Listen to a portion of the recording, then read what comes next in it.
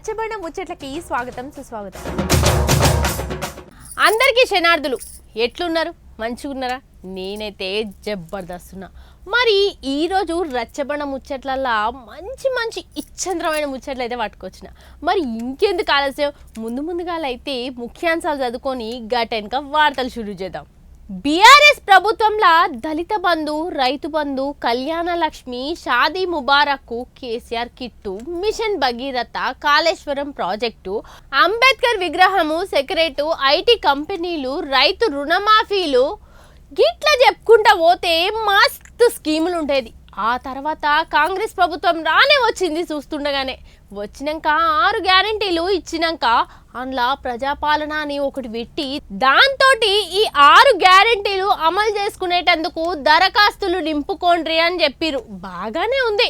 కాకపోతే ఇప్పుడు దరఖాస్తులు నింపినాక జిరాక్స్ల పైసలు, అట్లనే మీ సేవ కాడికి ఊనికి బండిల పెట్రోల్ పోసుకొని పోయిన పైసలు, ఆటో ఛార్జీల పైసలు ఏమైతాయో అర్థం కాకుండా ఉన్నది. ఇప్పుడు ఆ దరఖాస్తులను ఏం చేస్తురో ఎరికేనా? అరే గత కొన్ని రోజుల సంది, 15-20 రోజుల సంది అయితే ప్రజాపాలన పేరు చెప్పుకొని జిరాక్స్ సెంటర్లు, నెట్ సెంటర్లు, ఆన్లైన్ సెంటర్లు, మీ సేవలు అయితే రువ్వడిగా నడుస్తున్నాయి. ఇరాం లేకుట గవిట్ల గురించే, ప్రజాపాలన గురించే ఇక నజరేసిందట ప్రభుత్వం. చూడండి మరి 6 గ్యారెంటీలను ఎట్లా అమలు చేయాలని సచివాలయంలో మీటింగ్ నడిచిందట.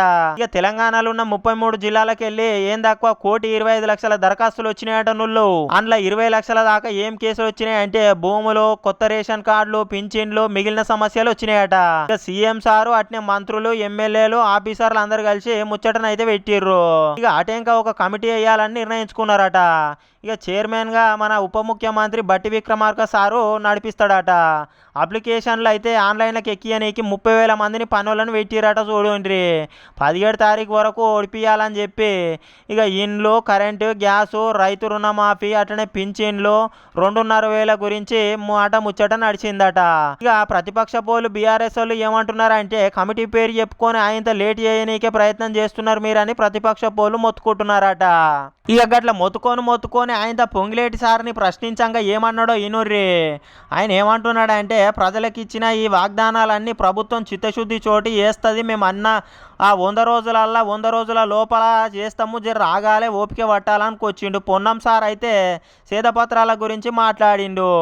ఇక ఎమ్మెల్యేలతోటి సీఎం పార్లమెంట్ ఎలక్షన్లు వస్తున్నాయి కాబట్టి ఇక 2-3 జిల్లాలల్లో మీటింగ్లు అయితే నడిపించిండట. మరి మొత్తానికి నియోజకవర్గం గురించి బ్యాక్ వాటర్ సమస్య, టీఆర్ఎస్ ప్రభుత్వం రాజకీయాలు ఆడి 3 మైన్స్ కూడా వెనుకపోవడం జరిగింది. సింగరేణి సంస్థ ఆ మైన్స్ తీసుకునేది అవసరం ఉంది.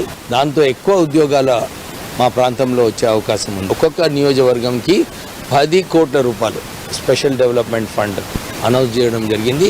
26th తర్వాత ఫస్ట్ చూసిరు కదా ఇయాల్టి రచ్చబండ ముచ్చట్ల ఇచ్చంత్రమైన ముచ్చట్లు. మరి రేపొచ్చే రచ్చబండ ముచ్చట్లో మళ్ళీ కలుసుకుందాం. అంతవరకు సెలవు. మరి